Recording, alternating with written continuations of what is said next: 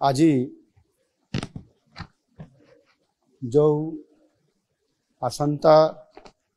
2024-25 आर्थिक वर्ष पर जो पूर्णांग बजेट आसीबो सेथिपाई गोटे प्री बजेट रो प्रस्तुति पाई आज जो माने ये बजेट उपरे अध्ययन करिसंती पूर्वरु बजेट प्रस्तुत करिसंती बजेट को कार्यकारी करिसंती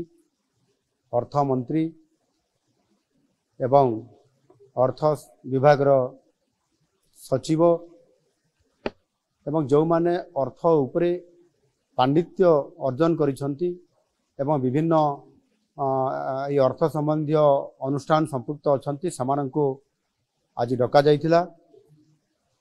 आपण माने जानती आम सरकार प्रथम ही लोकंक सरकार भावरे साधारण जनतांकर मतामत को गुरुतर दे आसी 2024 आर्थिक वर्ष पर साधारण बजेट आगामी 25 तारीख रे विधानसभा रे उपस्थापित हेबार ये कार्यक्रम अछि। आमर बजेट टी जेपरी वास्तव रे लोकंकर बजेट हेकरी लोकंक पाखरे उपस्थापना हो पारिबो समस्तंकर आशा आकांक्षा को प्रतिफलित करि पारिबो सेथिपाई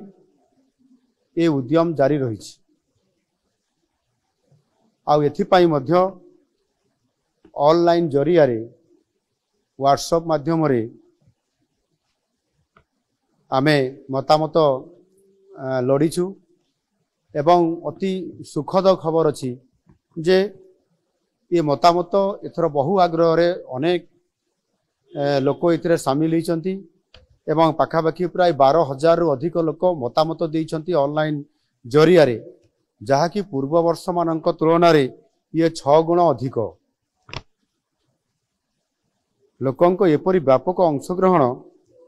आम पाई बहुत बड़े गोटे उत्साहजनक। आज मध्य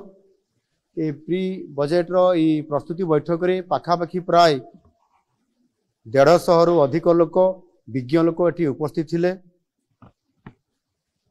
समानक भितर अनेक जहाँ मु कहली अर्थ संबंधी विभिन्न विभाग विशेषज्ञ अर्थनीतिज्ञ पूर्वतन अर्थ मंत्री अर्थ सचिव एवं समाजर विभिन्न वर्गर लोक माने अर्थ संबंधी जो माने अनेक ओडिशार भविष्य कथा चिंता करती से समस्ते विभिन्न मतामत देइछंती। ये मतामत देवा भितर समानक भितर 26 जन अति मूल्यवान तांकर प्रस्ताव एवं मतामत समाने सेठी उपस्थापना करबा सहित मध्य लिखित आकार मध्य प्रस्ताव समाने देइछंती। समानकर समस्त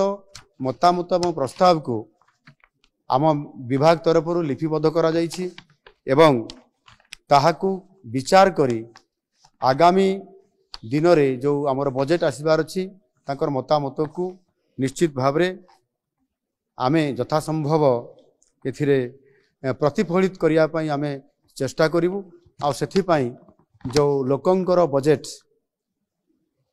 जेभଳି भाबरे आज लोकंका पाई प्रस्तुत हेबा को जाउ अछि ता निश्चित भाव रे आगामी दिन रे ओडिसा को नुआ ओडिसा गठन करिबारे सहायक हबो। धन्यवाद।